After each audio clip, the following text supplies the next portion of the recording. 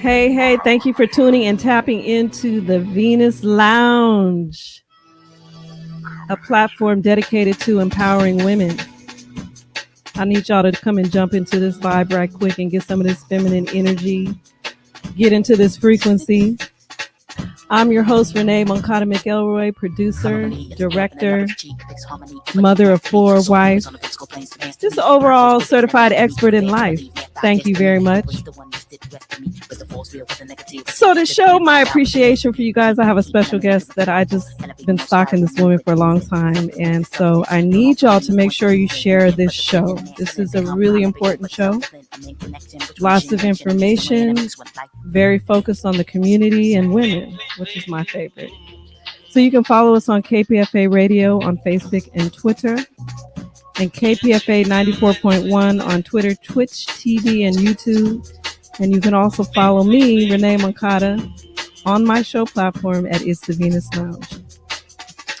And I'd like to welcome, this woman is bad, I'm going to just say that, Nola Brantley, CEO of Nola Brantley Speaks, doing great work in the community, just around sex trafficking and exploitation of young women, boys, and the transgender community. Thank you for coming here today. Yeah, thank you for having me. I am glad to be here with you. Are you? Yeah, yes. Pleasantly surprised. Like I said, I thought you was a church lady. And, no offense to church ladies, but it was just a different vibe. Hallelujah. I can be if you want me to. Hallelujah. God is good. Yes, he is. Won't he do it? He will. All the time, girl. I have been watching your work, and I didn't know, I just found out today because I was reading your bio and your website that you are the co-founder of Missy. Yes, I am. You are busy. Yes. You're a mother of how many? I have a lot of kids that are biological. Okay. The ones I had are 3. Mothering doesn't always include coming out of you. That's like, let's just say I that. have 3 of them that are my baby that have stuck by me. Yes. Yeah. Well, congratulations on that. Yes. You're an amazing woman. So I know you're probably even a more phenomenal woman. So let's talk about, before we jump into the work that you're doing in the community, I'd like to know your story. Like, where did the calling come from to do this work? Yeah. I mean, I think, who we are is who we came into the world, as. And so I suppose that I was born a person that just is a humanitarian, and so I believe in, like our job while we're here is to evolve as an individual and then to help humanity. Yes. And so I don't think that I was able to figure that out right away because my life had a lot of trauma in the early part of it. But I think, as I came back to myself and even as I was discovering that trauma that I had experienced, that giving back was always part of my journey. And then I think as I really began to, because people think I came to do this work because of my trauma, but I only even understood my trauma because I came to do this work. Ooh-wee. So as I developed a deeper understanding of my trauma, then I became even more committed, to doing the work for personal reasons, but that wasn't the original journey. And that's why I have so much compassion and understanding for people that are just showing up in this world a lot of ways, whether that be mentally ill, addicted, or just like not fitting into the norm. Because if I didn't get into the field of work I got into, I may not have ever understood my trauma. So what does that mean for all these people that have been through like a lot of trauma in their life but haven't had any space in which to realize or understand that trauma's impact on their life? Do you think having that trauma in your life and also having work that, for humanity is the path to healing? I think the path to healing is different for everybody. Everyone. And so I'm grateful for this path I've been able to walk. Yes. Everyone that I know that has had trauma that has gotten to this work isn't necessarily walking a path to healing. I know someone right now that because they have not done their personal healing work outside of the field, they're in our field right now terrorizing adults and youth. You know what I mean? Because if you have unresolved trauma and it goes unresolved and for you years still got to years, work, you still got to and make you're doing money. this kind of work, then what does that manifest? So it just depends on, your commitment to yourself. When I first started doing the work, I just threw my whole self into the work and I didn't take care of myself. I didn't do my healing, and that had negative outcomes. When I came back from that and started really learning how to do the work hand in hand with doing my own work, that's when I was able to do some good work that was powerful and not harming myself further and not harming people in the community with good intentions. When you talk about work, When you say doing the work, what do you mean by that? I mean, whatever the needs are in the community. And so right now, one of my focus is around missing Black children in Oakland. So that's part of the work right now. I think for me, the work in the beginning was around the commercial sexual exploitation of kids.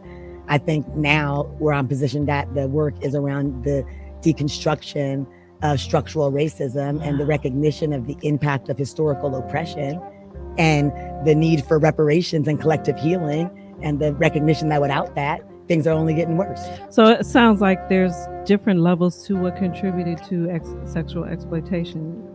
What are some of those? The racism, poverty?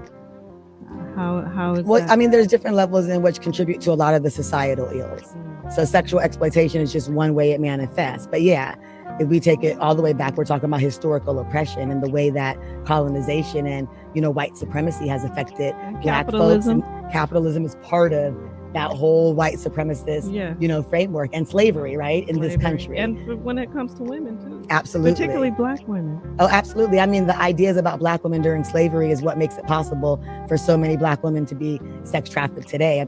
During slavery, kind of the bottom line was that Black women were seen as consenting prostitutes. Mm-hmm. There were things that were said about them, like them having insatiable appetites for sex and being innately wicked. And, just all of these things that justify their rape and their breeding and their sexual assault and abuse that was happening during those times of slavery. And those ideas, sadly, have lived into today. And they've been perpetuated through the media, through movies, through music, and through the actual treatment of Black women and girls in American culture. I wanted to take a pause and just talk about Carly Russell when we're talking about the media. And she was the woman in Alabama who basically said she was on the freeway and it was 1 o'clock in the morning and she saw a baby that was on the freeway. And so a couple of days went by and different reports are coming out. Are you familiar with the story? Yeah, I've been following it lightly. I try not to get too captivated by some of the sensationalized media stuff because I'm working on real problems that are happening in the community that I don't have to question. My feet are on the ground and I can see people suffering. And I know I go out and do community outreach every Friday and I hug grandmothers and mothers every week who have people missing or people that have been murdered that they're suffering from. So because that has my full attention, some of this stuff does not get as much attention, but I did see it, and I mean, I don't know the full story. There could be so many factors at play. I feel that if somebody's saying that they are missing and they're not, or seeing babies that aren't there, they clearly have some mental health issues. Something's going on. Okay, maybe she was on something. I don't know. Right. But that is not what I'm interested in. That's what I'm saying. That doesn't change the fact that we have a disproportionate number of Black people missing, not only in the city of Oakland, but across the state and the nation. It doesn't change historical oppression. It doesn't change structural racism, that one story. Well, the reason why I bring this one story up is because it ties into you being a guest today. So I thought it was timely on that. Because when people get interested for something for a hot second, this kind of opens the door for further conversation. Absolutely. Right? And so this situation had multiple levels to it, like you said. Who knows? Because we don't have all of the facts of the case. But I do know that I understand what the community was trying to do because we are doing some planning around those same kind of efforts here. So we're also planning. We're in the midst of meeting around launching a public awareness campaign around missing Black kids in Oakland.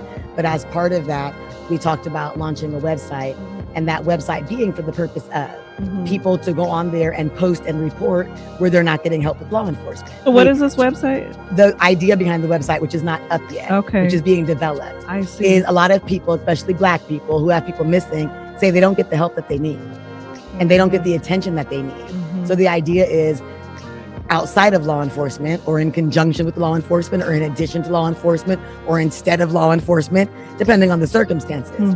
We want to give people another place to be able to say someone that I love is missing and to post their pictures and to say what outcome they're getting from law enforcement. Right. I called the police and it's been this many days where no one has responded because not too long ago when one of those kids got snatched in Oakland, that was on the media. They waited over 36 hours for the police to respond and they still didn't respond. And a woman who is part of our group that's on the police commission happens to know the family and was able to get a police to come to their house and take the report because of a personal connection. But what about all the other families that don't have those kind of connections when they have somebody missing? Right. Well, and one of the biggest issues is miscategorization. Because when you classify people as runaways, they don't look for them very much. Right. And a lot of So it black makes kids it like who are it's missing, voluntary. they So get classified as runaways automatically. So it's the system, it's the intake process. It's structural racism. And we want to make things something else. We want to keep making them new. It's structural racism. If you look at the stats and the data, it's structural racism. What are the stats? Well, I mean, stats that say things like, when you look at the prison population, right? Mm-hmm. If you a black man or a black woman, you're way more likely to go to jail than if you're white. And it's not because you're way more likely to commit a crime. Mm-hmm. The stats show that too. Mm-hmm. You could be what they call a similarly situated person, kind of same activity, doing the same things, showing up the same way in society. Mm-hmm. But if you're white, that's not going to result in your criminalization. Right. But if you're black, there's a very good chance that it will. If you were born in 2001 as a black man, there's a one in 3 black men that were born in 2001 have a lifetime likelihood of imprisonment. You see that? Wow. 1 in 3. Right. Somebody in this room. There's Right. 3 brothers in this room right now. And for black women that were born in 2001, it's 1 in 17. Those numbers are higher than they are for any other nationality, and they double and triple the numbers you see for white folks. And it's not because black people commit more crimes or they're more criminals or they're badder people or none of that stuff. Because see, that's what it would lead you to believe. Mm-hmm. No, it's because of how the system responds to black people. Structural racism affects every part of our system. Every part of our society. Private every aspect. and public aspects of our society and culture. And until we deal with that, we're going to keep talking about the same thing over and over right. again. Yes. About the same thing that people just don't want to face head on. Yes. What is it about that they don't want to face it head on? Why do they keep pointing the finger? I think for so long we got used to tap dancing around stuff. Mm-hmm. To be really honest, when black people did face stuff head on, there were really severe consequences, like death, losing your children, losing your life, everything. So because of the consequences being so dire, I think people became very complacent, but look at the outcome. So I wanted to ask you about the statistics of missing people, women, boys, transgender, like in the Bay Area alone. Where do we rank? What are the statistics? We have been very focused on the statistics that are happening here in the city of Oakland. And it's not even easy to get all of the stats that we need here in Oakland. That's another problem. We're still waiting on more stats. The stats we've been working off of has just been last year's numbers. And where do you get the stats from? The police department. That's where missing people are reported to. Is that the only? That's where missing persons are reported to, right? And they're cross-reported sometimes with like child welfare, if they're foster care youth and all of that. But we haven't even gotten to that layer of data. Can we change the reporting system? Can there be another place? I mean, anything could be changed. You know what I mean? Mm-hmm. But as of now, that's where we're getting those numbers from. I hear you. And so last year in the city of Oakland, because that's where we're focused on now, there were like 1,498 missing persons reported. So like 1,500 missing persons reported in the city total. Of those 1,500, over 800 were black people. That's a lot. Of those 1,500, over 500 were black kids. You understand? Yes. So close to 900 total black people, and included in that 900 number, over 500 were black kids. But this is the part that really, is something to pay attention to. When we first start talking about these numbers, because they are very shocking. People were like, oh, black girls and women are missing. And that was the whole effort. We had flyers talking about black women and girls being in danger, doing outreach, doing safety town halls that were focused on black women and girls. And as I broke down the numbers and started looking at them more, it was more black boys that were reported missing last year in Oakland. Too, yes. It was more black boys under 18 last year that were reported missing in Oakland than black girls. Tell you? Well, one, it tells us that we don't pay attention to what's happening to black boys. One.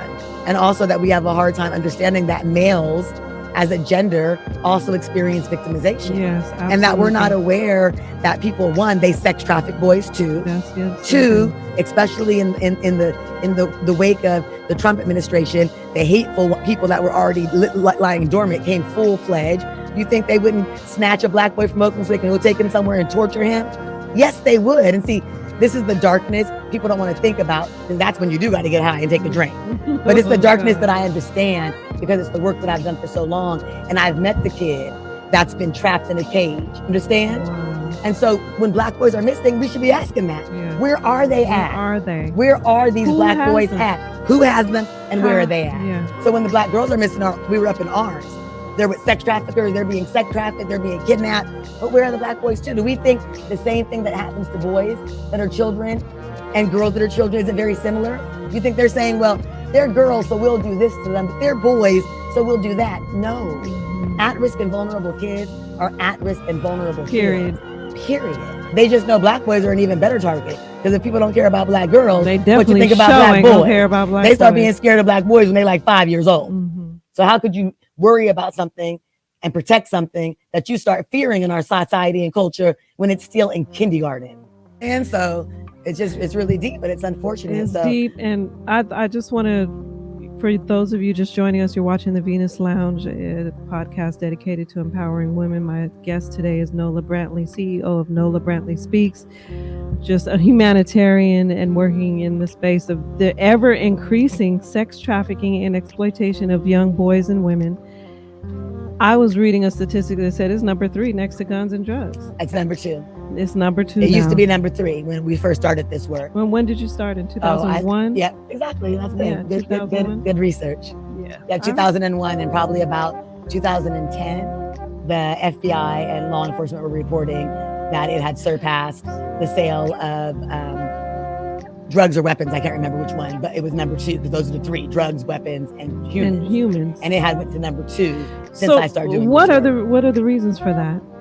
Well, the reasons are because once you sell drugs or a weapon, you sell the product and you need more product to sell.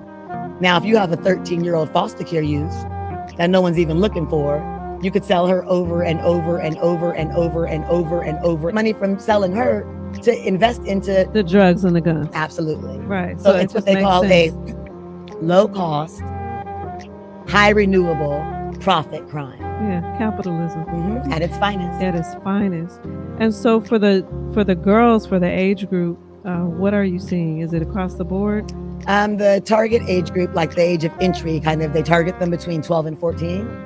But the age of, those who are trafficked can be anywhere from 9 years old to, 99 years old. Because if you don't get out of it and you never have another opportunity, then that's where you end up stuck at. But, I think the big concentration of girls we see between the ages of, I'll say 15 and 35 would probably be the biggest concentration. But unfortunately, there are children, and that's my biggest concern. It is about the children. The adults, we have to provide them with alternative options and adequate choices for them to be able to make a different life for themselves. The kids, there should be no exception. So how much does the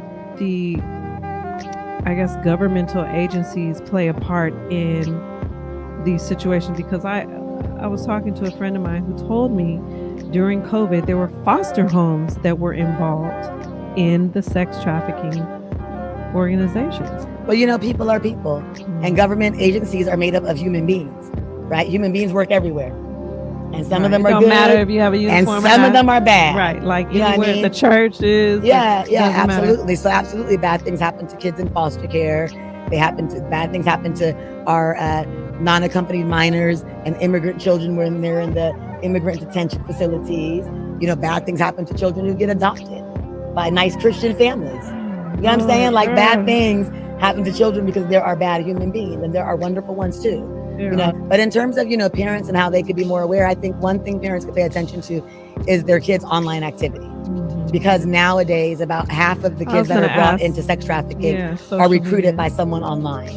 Yes, pay attention to your kids' online activity, but better yet, have a relationship with your child. Have conversations with them. And again, these are issues that are more complicated, right? Because that's easy for us to say, but how do we say that to that mother that's working 2 jobs with 3 kids, that's living in poverty, that's barely making it? So a law passed back in 2017 that said all 6th through 12th graders in public schools are supposed to get prevention education on sex trafficking. That doesn't really happen that much in the schools, even though a law passed. Like? What's that though? Well, it means that they should be getting education on kind of what sex trafficking is, how it sounds, how to avoid it, what it looks like, who's at risk, so that if they run into this on the street, like they have a pimp that comes up and trying to run game on them, they have some idea of, I know what this is. I learned about this in school. Right. This is not him wanting to give me a ride or give me a gift.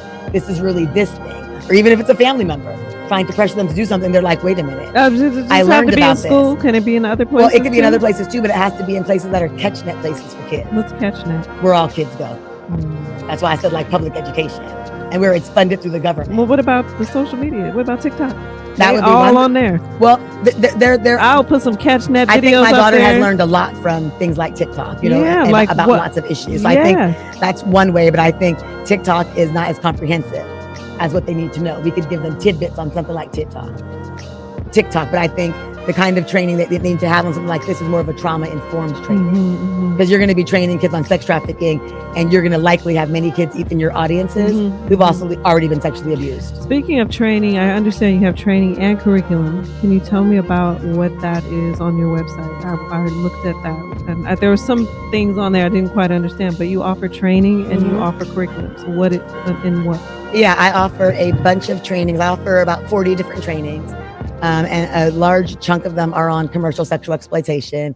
So everything from, you know, like commercial sexual exploitation 101, 102, 103, harm reduction, healing shame. So many topics related to professionals or people in the community that are working with those who've experienced the commercial sex industry. And so do you do this training in person? Is it online? Both. I do it in person, online. I do it here locally. I also do it across the nation. And what is the curriculum? Is that for educators? Well, the curriculum there's a few curriculums. There's one that just teaches other folks how to teach the basic awareness curriculum in their own community. But there's a couple for youth. One is a prevention curriculum that teaches youth around like what I was just talking about, how to avoid this. And then one is an intervention curriculum for working with youth that have already experienced sex trafficking, and then kind of how you can work with them throughout their treatment time. How do you manage not getting fatigued? Because as a mom, I would probably go home and cry every night. Yeah, the work could definitely be intense, and so it's been a journey to figure out how to take care of myself as I do this work. But what do you do for your self-care? I really love nature, and so nature is a big part of my self-care. I was just saying yesterday that I haven't been on a hike or to the beach in longer than is acceptable, at least to me. And so I planned a day this coming week, one for a hike and one for the beach. And so nature is just huge for me. Like, it really helps with my own healing journey and just puts a lot of things in perspective for me. So I really appreciate that. Also, just making sure like the pillars are taken care of. So trying to pay attention to the amount of sleep I'm getting, to make sure I'm getting appropriate sleep. Trying to, make sure that I'm eating, like not being so encompassed in the work that I'm like, missing meals, not drinking water, not resting. Because there was a time that I was doing. I was going to say, it seemed like it could just be so consuming. It can. You have to be very disciplined. You have to be very focused on your self-care. Do you feel like you're able to detach a little bit? Because I would.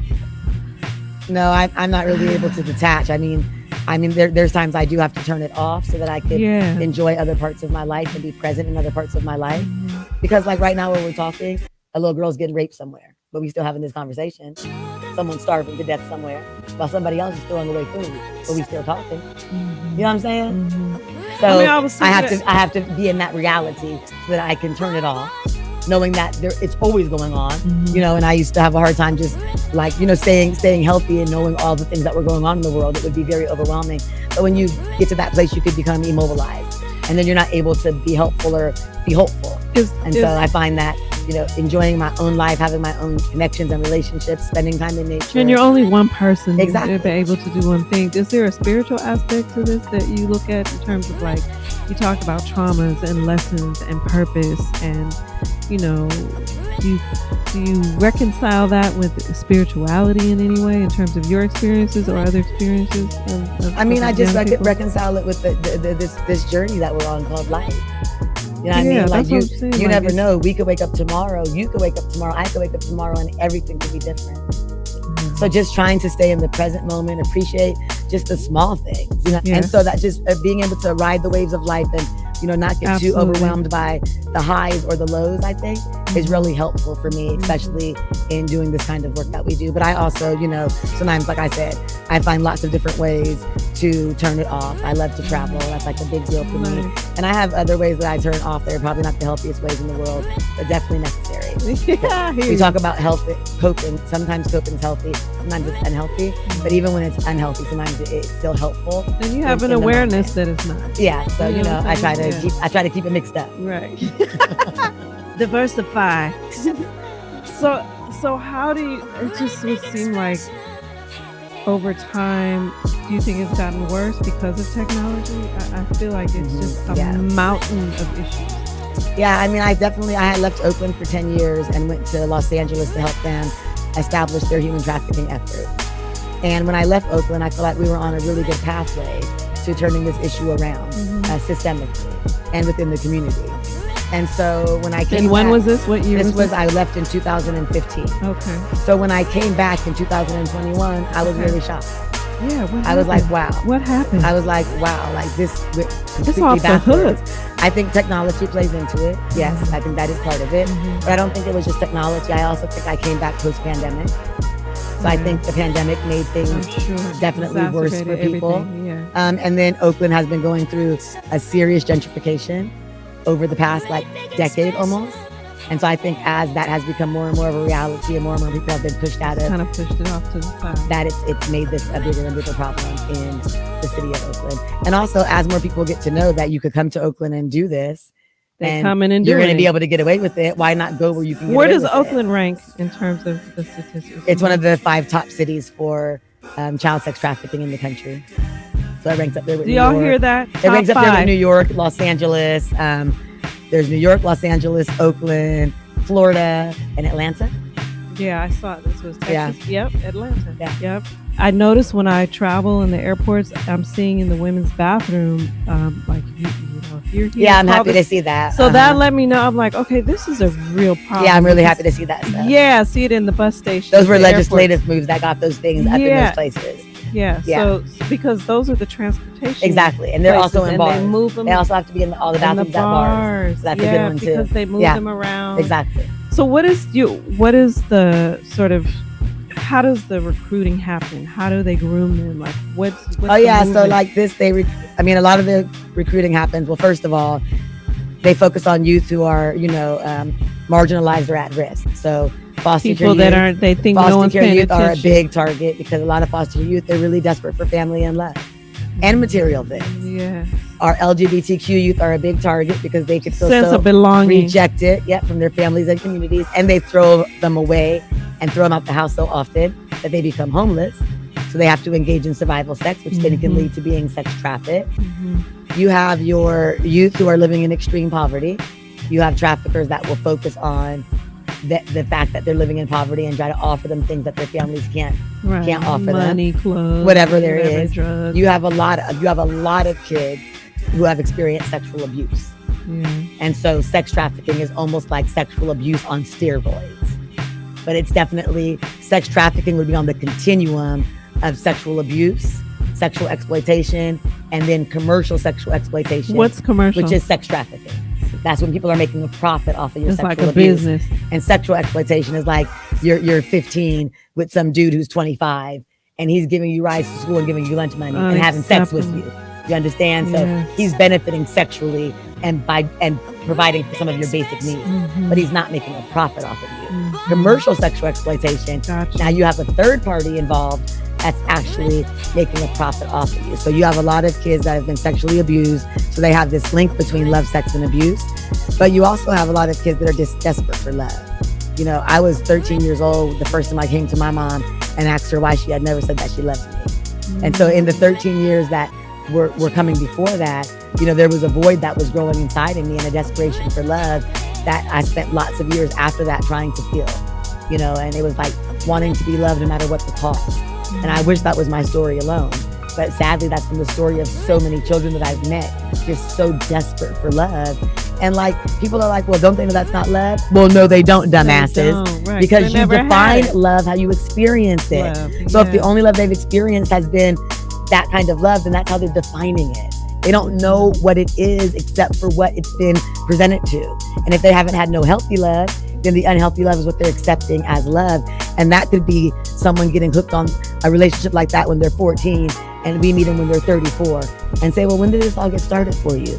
And they start talking about when they were 12 and left home because they were being sexually abused, and then we're 14 and met this person, and now we meet them many, many years later and they're still being sex trafficked, or now they're not being trafficked. Maybe they're drug addicted and now they're just in the commercial sex industry as what people call a common prostitute, but that's not how it started. Yeah, I don't hardly ever meet anybody that's involved in prostitution where it was a conscious choice they made, amongst other options. Now you got a few white women. I was going to ask you got a few white women that got options that still, for whatever reason, and I'm not even judging them, that choose. They have a college degree. They don't represent the majority when we're talking about people that are experiencing exploitation. They represent a small little group, while the rest of the 99 people are in poverty, have been abused, are desperate for love. And then 1% have all these options, but still decide to have sex for money, and I'm not judging them. I want to believe that there's something in me that always wants to believe, because I'm about women and women empowerment and having autonomy. There's always this part of me that wants to believe that women who are sex workers engage in sex for money. You can break that all the way down. If it was truly an option in our society, and it was truly something that women were choosing, that weren't in such desperate situations, then I would entertain it. But that's my question. I mean, I don't know. It's just not the reality of the situation, like I said. But one has nothing to do with the other one either, right? Well, because we're talking about two completely different people. Right. But I'm saying one is people that have options and decide to do something, and the other one are marginalized people that experience structural racism, oppression, and everything else, and are only they're doing not it mutually exclusive. Yes, I get it. Yeah. So we're focusing on that 99% because that's our job, right? To represent those who are not being represented. Those other ones, they'll get platforms to talk about how they want to do it, so that could justify it for those who want to buy it. So they get those platforms. They get those platforms for those who want to buy. They get those platforms for sure. You know what I'm saying? And as we think about people buying sex, just to put this out there, even as you're watching pornography, right? Because I'm very sexually open and free.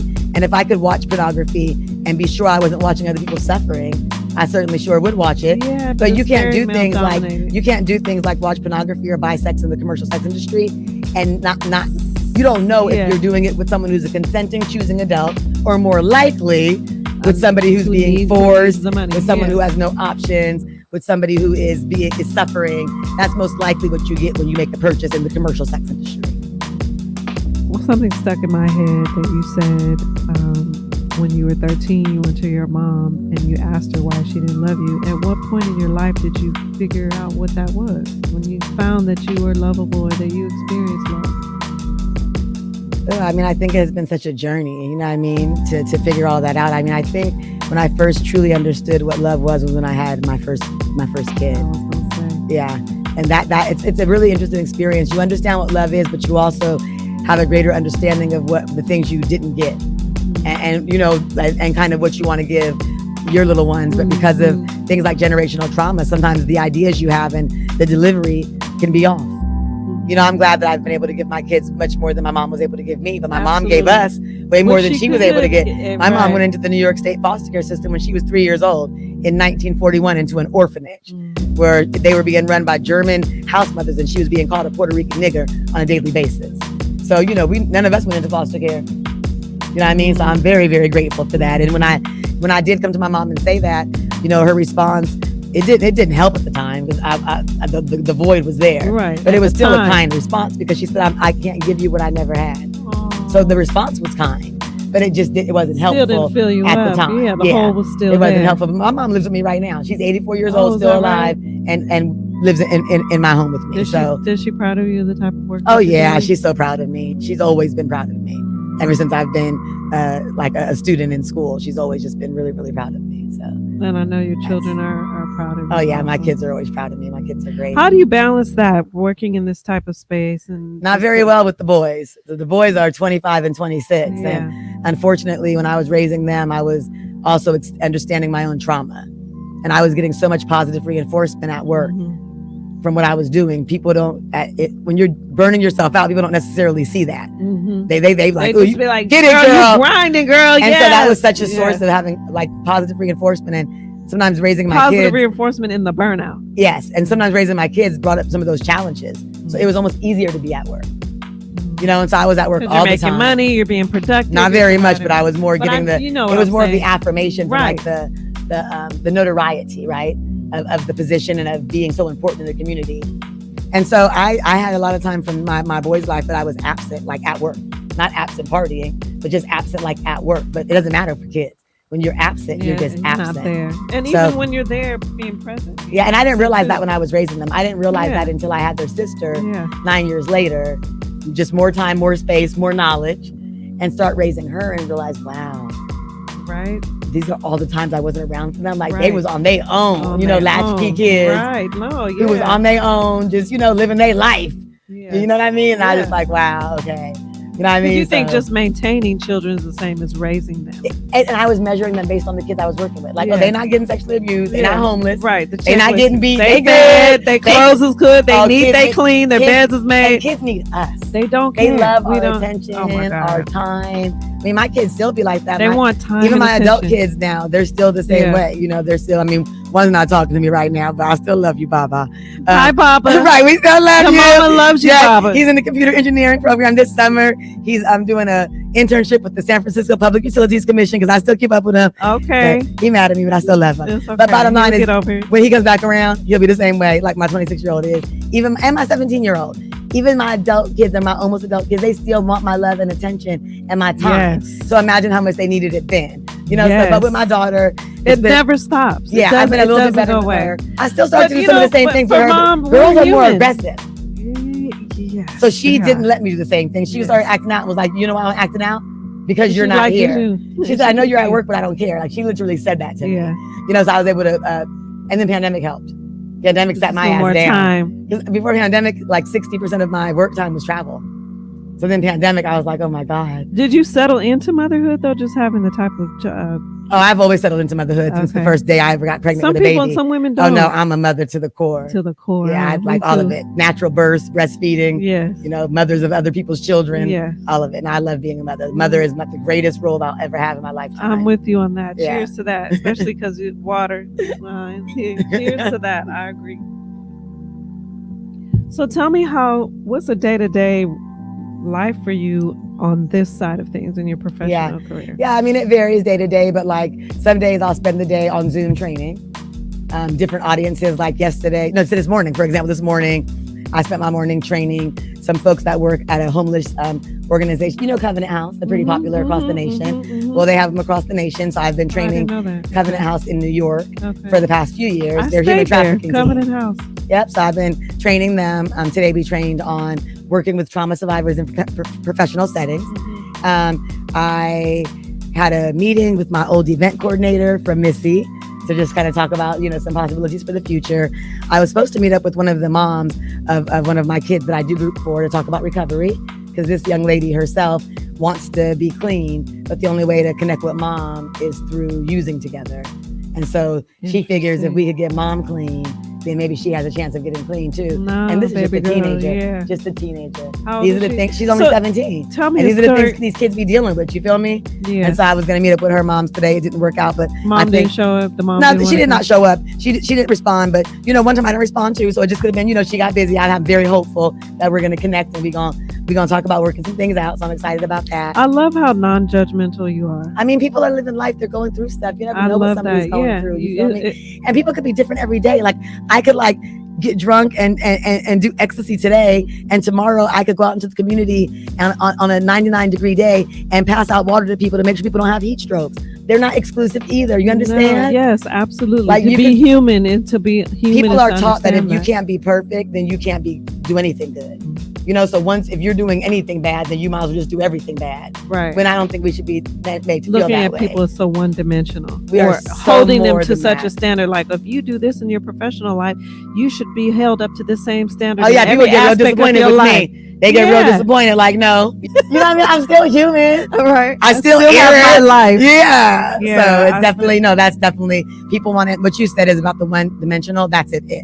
People have a We're hard not time understanding, one-dimensional. and we're not Especially one. mothers. Yeah, we're just human beings. We're just Yes. not one-dimensional as human beings. Period. We have many, many different And aspects to us. and then sometimes you go through periods too where you could be on a stretch and everything is great, and then you might go through a period where it's just like every day is a struggle. Absolutely. And I'm just like, I fell off, and I'm just doing the best that I can, and so what? And then Well, that's why we can't have all that judgment around people, because Yeah, with the lack of judgment and more compassion, people can come up out of those low and dark places to somewhere new. But it's the judgment and compassion, lack of compassion, and the a lot of judgment, I think, that keeps people in those low judgment and places. compassion. That's why we're here at the Venus Lounge. You know what I'm saying? That feminine energy, just that compassion, that non-judgment, the mothering, the caring that we give to each other, especially now, is like really needed.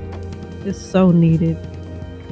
So tell me what's next for the organization. Like, I know when I was looking on your website, you had a few different sort of campaigns that you were working on.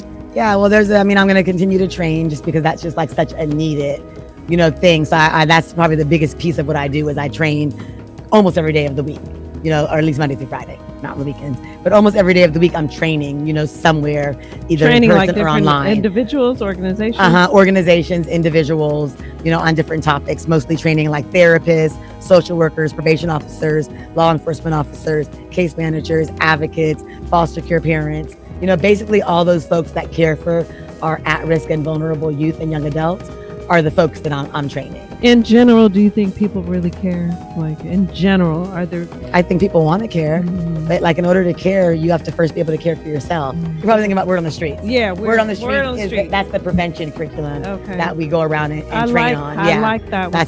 The kids really enjoy that one too. It's really helpful for them. So I'm going to continue to train because training is needed, and the goal is to really spread the trainings across the nation. So the pandemic has opened up them doors. I was able to get it out to Texas, to Maine, to Vermont, to Wisconsin, and these places actually got to go to many of these places in person. At the end of the pandemic, after I did some stuff online with them. So really making sure places that are just starting on this journey are not starting from scratch, that they have some information to start from. So I'm doing that. One thing I started off doing this year, and I fell off, and I've been, it's my first year I actually attempted to do it, is writing a book.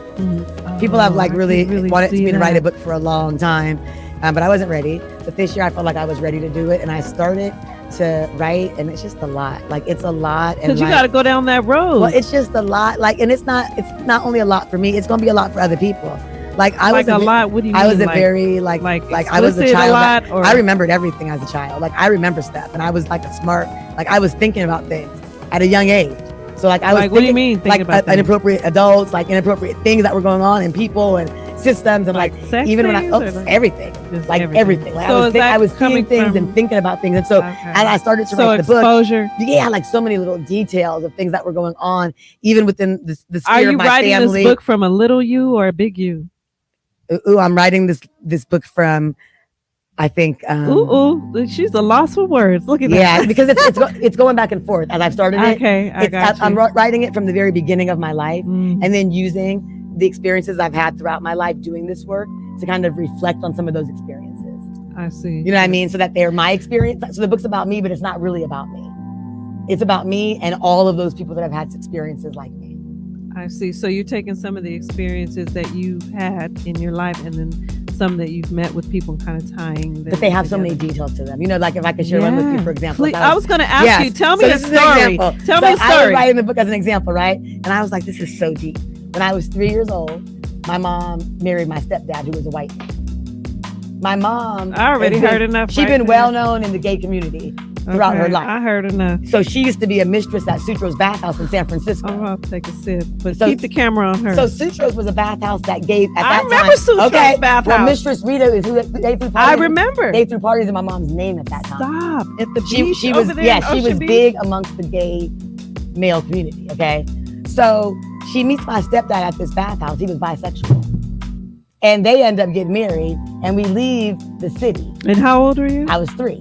We leave the city to go to the San Joaquin Valley, where his family's at, because we're going to move on a farm with his family. That sounds suspect already, right? This was the problem. That sounds suspect already. We get there to the farm with all of our stuff in a U-Haul, and we're sitting on this long-ass log outside the farm because he forgot to tell his father that his Puerto Rican wife had 2 half-black children. His father was a racist. So we sat out on that log until the sun went down. And his father finally said, okay, well, let the 2 little niggas in and put us in a back room in the house. And then had my mom and my stepdad sleep in a trailer on the field for bringing the niggas to the farm.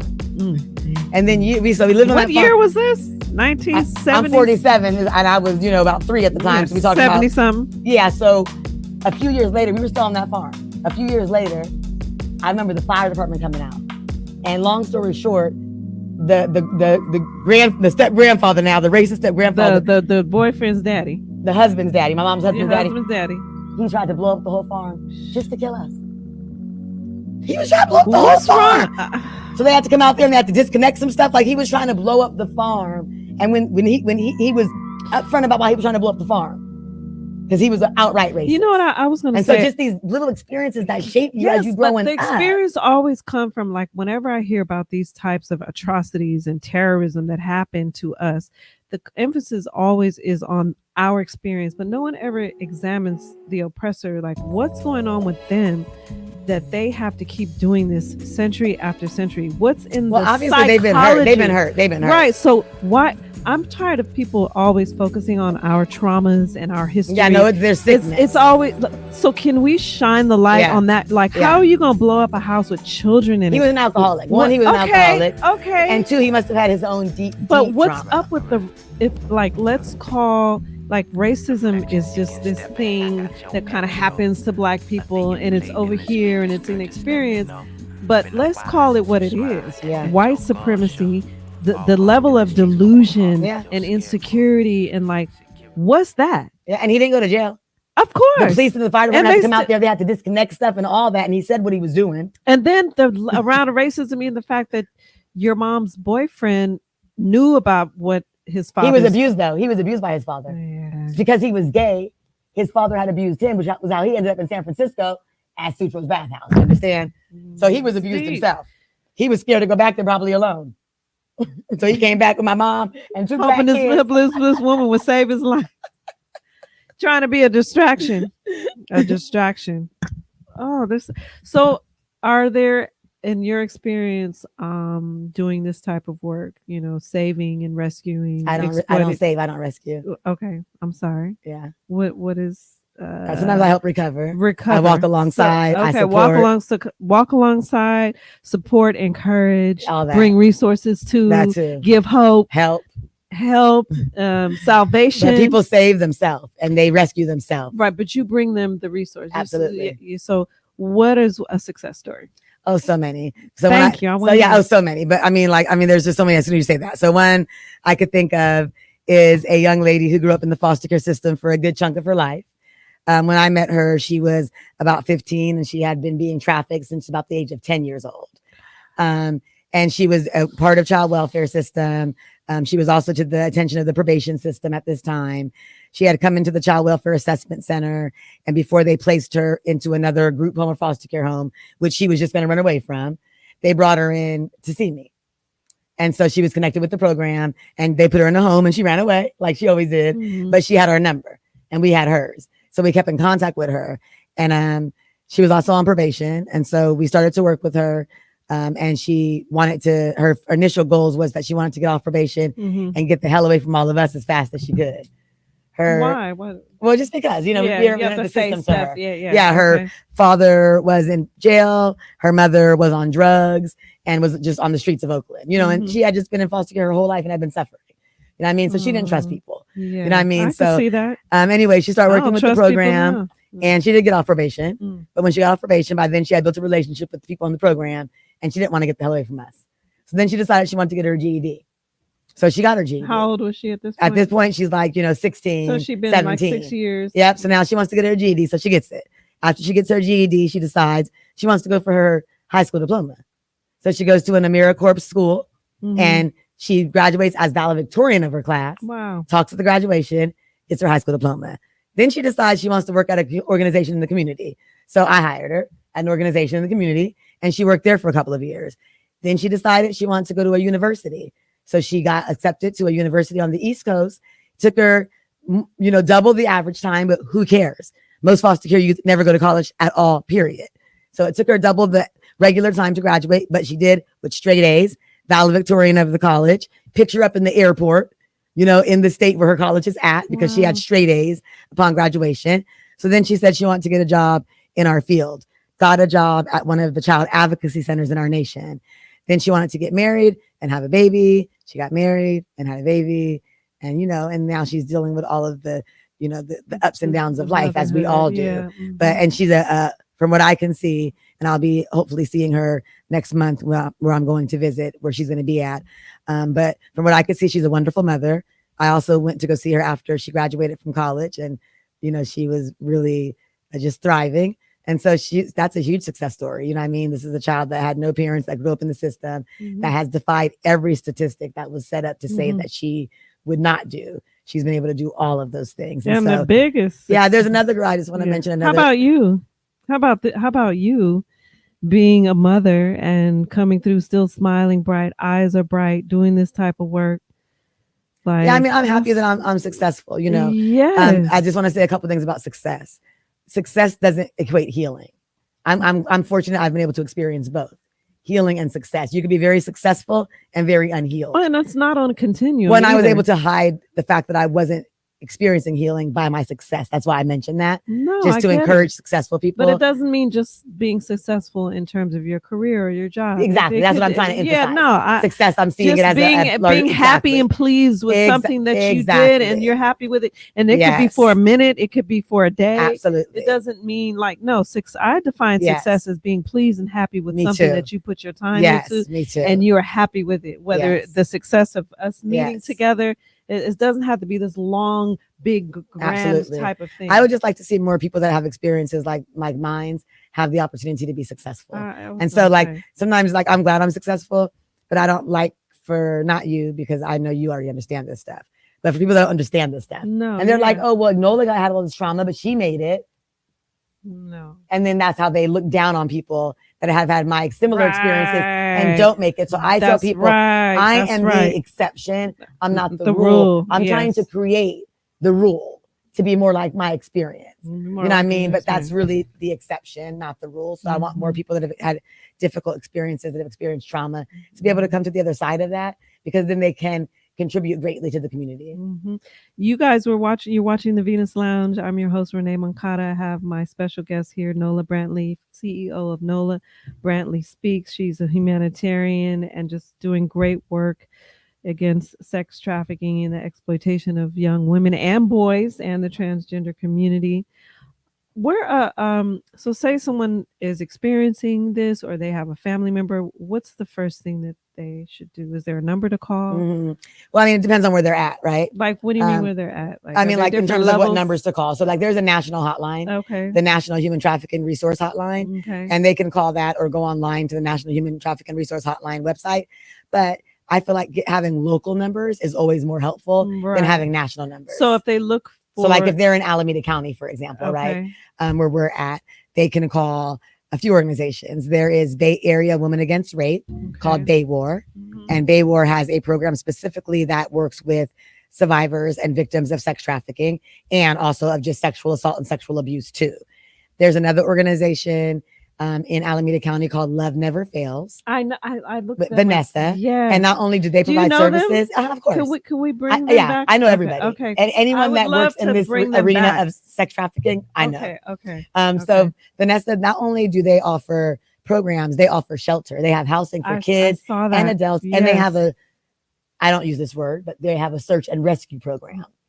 Where they actually find kids that are missing. Yeah. So I would call it search and recovery if it was up to me to name it. But it's still a beautiful thing to do. So you say you don't rescue. No, rescue is what you do for the rest of your life. You know what I'm saying? How are you going to rescue somebody when they have the rest of their life to figure things out? Right. Yeah. Right. But yeah, Vanessa at Love Never Fails, they do some good work. She also has the IT Biz program where they're putting people through technology training so they can have real opportunities and real jobs to get out of, a more difficult life. So she's doing a lot over there. Well, I just wanted to thank you for coming. I've learned something, a few things just by talking with you. One thing, like I had not really judgment, just misconceptions around being a mother and looking after my kids and I'm not going to let my kids do that. And I'm monitoring my daughters and not realizing that there are certain privileges or situations that I've had that enable me to do that as a mother, just not being a victim of, sexual exploitation or any type of sexual things happening in my life. That's number one. And other issues. So I always looked at it as you're not watching, you need to watch your kids. Right. You know what I mean? Yeah. And so I just learned that it's not always that. Even if we all doing the best as we can as mothers, and there's so many different things out there that are battling against you. So just because you see kids walking alone or someone doesn't come home, we can't always blame the parents. It's the system that they're that they're victims of. It's different circumstances that have had generational impact on Absolutely. why, and so stop blaming each other. Yeah. Like I learned, like I'm things aren't this way by chance. They're this way by design. Yes, but even sometimes, like even when we were talking about the girl, what was her name, Carrie Russell, Yeah. like even that, like people going on Twitter and making their judgments about it, like she should have did this and did that. Like even us sometimes as Black people, we don't understand. Even in our response is sometimes victim. Yeah, you know what I want Black people to do? Get involved. Get involved. Okay, because I've been doing this work around missing Black kids in Oakland.